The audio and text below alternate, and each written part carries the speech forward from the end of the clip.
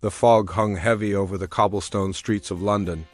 Lamps flickered weakly, casting pale halos over the alleys of Whitechapel. Somewhere in the mist, footsteps echoed, a shuffle, a pause, then silence. Her throat had been slashed deeply, almost to the spine. The scene wasn't just a murder, it was a message. But no one had seen or heard anything unusual that night. Whoever had done this had vanished like smoke. 1888. The body of a woman was discovered in Bucks Row. Her abdomen had been viciously ripped open. She'd been struggling to survive. On the morning of August 31st, not fear of thieves or drunken brawlers, but fear of something darker, something that hunted in silence under cover of night. Too precise. Some whispered that the killer had medical knowledge, that he knew what to take and what to leave behind. The victim was Mary Ann Nichols. She was poor, vulnerable, and like many women in Whitechapel, the city held its breath. Panic spread. The East End was gripped by a new kind of fear. He killed twice. Just a week later, a second body was found, Annie Chapman. Her death was even more brutal. Her organs had been removed, laid beside her like trophies. The cuts were too clean, the newspapers caught fire, and he wasn't finished. On a single night, nothing, vanished, disappeared like a ghost into the London fog. Or what was left of her? Her face was destroyed. Her chest torn open, her heart removed. Soaked the mattress, pooled on the floor. The room looked less like a crime scene and more like a slaughterhouse. Blood covered the walls. Elizabeth Stride's body was found, first throat cut, her body still warm. Jack the Ripper. It mocked the police, promised more killings, was found just a short walk away, and ended with a sinister threat. It looked like he'd been interrupted. But within the hour, another woman, Catherine Eddowes, butchers.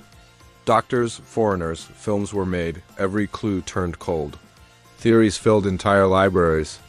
Some believed the Ripper was a doctor. Others claimed he was a member of the royal family. Some even thought the killer was a woman. But the fog never lifted. Locals, a few even confessed, then quickly retracted their statements. The police were overwhelmed. Some were madmen. Some were aristocrats, but none could be proven guilty.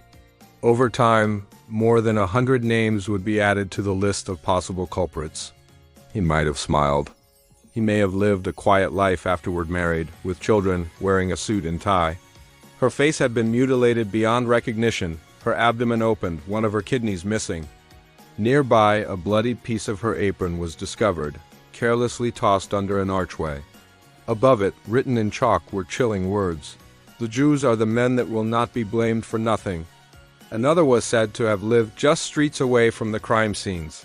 The press stirred the panic. No one could catch him, and the killer, he watched from the shadows. Chapman, Stride, Eddowes. And Kelly became known as the Canonical Five, but some believed there were more. Others believed there were less. The truth twisted through time, distorted by myth and mystery. No one knew what it meant. Was it a warning, a diversion, or a taunt? Every stranger a suspect. Then came his final, most horrific act. On November 9th, in a small room off Dorset Street, a young woman named Mary Jane Kelly was found lying in her bed. Decades, and after that, he stopped. The killer would become known by a name that still sends a chill down spines: Jack the Ripper. Letters began to arrive at police stations and newspaper offices. Some were hoaxes, but one stood out. Signed simply, "Jack the Ripper, yours truly." It was the birth of a legend. Who was he? Dozens of suspects were questioned. One man was briefly institutionalized after behaving strangely in the area. Every alley became a threat. And still, years passed. The case was never solved. The 5 known victims' Nichols books were written. Every lead faded. Jack the Ripper became more than a killer.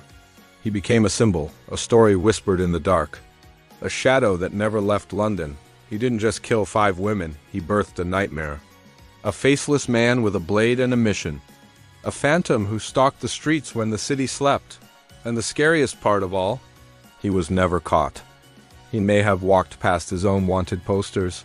He may have watched the police searching, while standing just a few feet away, but in the dead of night, under a street lamp's flicker. Jack the Ripper didn't vanish. He became part of the city. part of history, part of us. A shadow that still lurks in every unsolved case, every alley. Every foggy night,